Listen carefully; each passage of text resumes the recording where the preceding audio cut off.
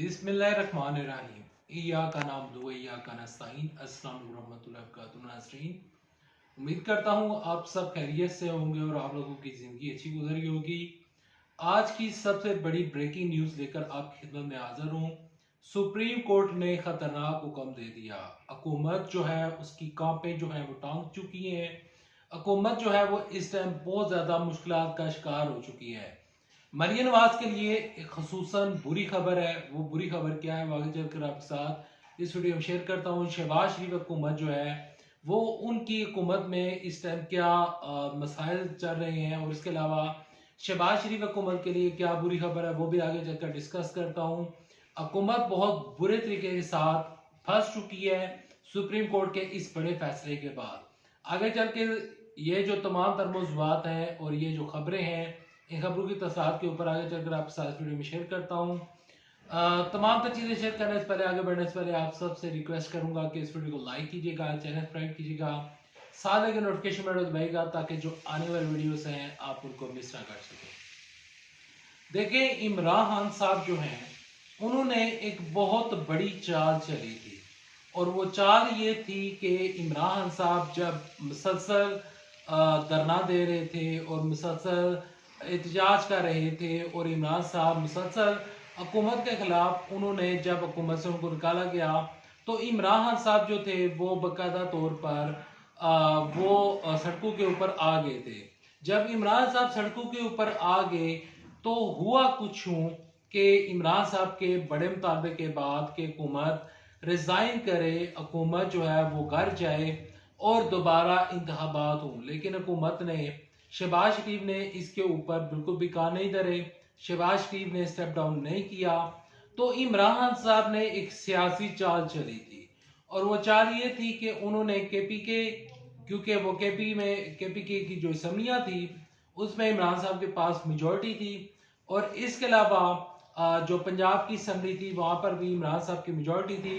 चौधरी परवेज इलाही को इमरान साहब ने हुक्म दिया और दूसरी जानब से जो केपीके के वजीर आला थे तो इमरान साहब ने इन दोनों वज़राए आला को हुक्म दिया और उन्होंने हुक्म की तामील की और हुआ कुछ यूं कि दोनों असम्बलियाँ तहलील होगी। दोनों असम्बलियाँ तहलील हुई, उसके बाद हुआ ये कि हुकूमत के ऊपर प्रेशर आया। जो गवर्नर पंजाब थे और जो गवर्नर केपीके थे, तो ये जो दो बंदे थे, इन दो बंदों को जो बाकायदा तौर पर हैंडल कर रहे थे, यानी कि जो कंट्रोल कर रहे थे, वो हुकूमत शहबाज शरीफ थे। तो अब जो दोनों गवर्नर थे उनकी आईनी जिम्मेदारी थी कि वो इलेक्शन करवाते 90 दिन के अंदर अंदर।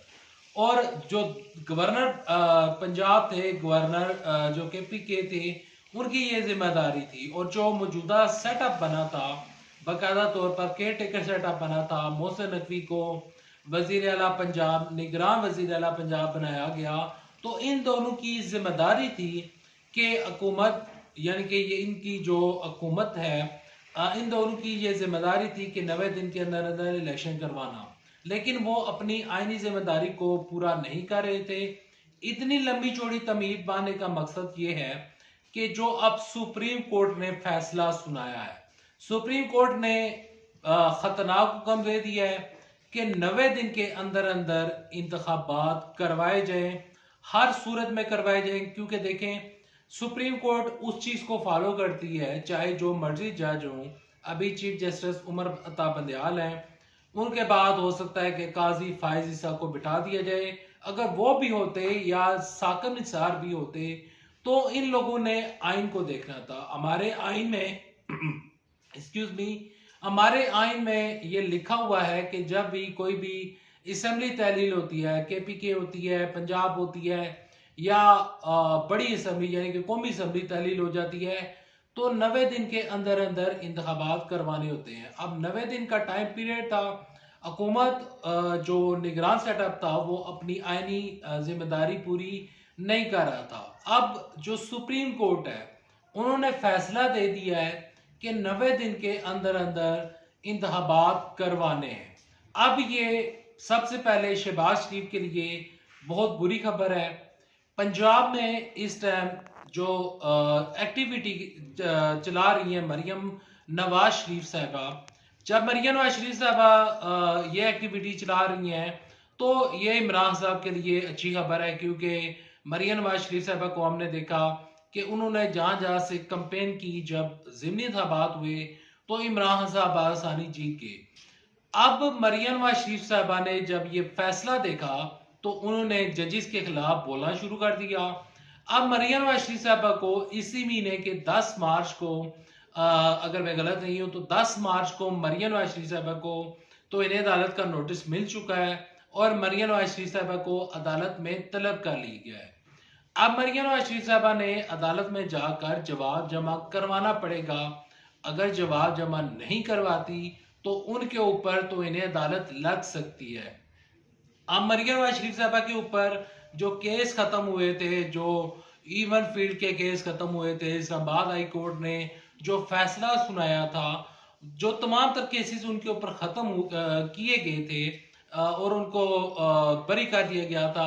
अब मरियम नवाज शरीफ साहबा इस पोजीशन में है कि वो इलेक्शन लड़ सकती हैं, लेकिन अब ये जो तो इन्हें अदालत का नोटिस उनको मिला है और अगर ये जाकर माफी नहीं मांगती तो होगा ये कि मरियम नवाज शरीफ साहबा, जो कि इमरान साहब को कभी बेटी छुपाने के केस में, कभी जज जेबा का जो केस था उसमें जो इमरान साहब को नाअहल करवाने की हुकूमत कोशिश करती रही, अब ये तमाम चीजें जो हैं वो इनके अपने ही गले पड़ चुकी हैं और ये जो तमाम चीजें जो हैं अब मरियम नवाज शरीफ के अगेंस्ट जा रही हैं। पहली चीज ये, दूसरी चीज ये कि शहबाज शरीफ हुकूमत जो है वो पंजाब में इलेक्शन जीत नहीं सकती, क्योंकि इमरान साहब की पोजीशन बहुत स्ट्रांग है।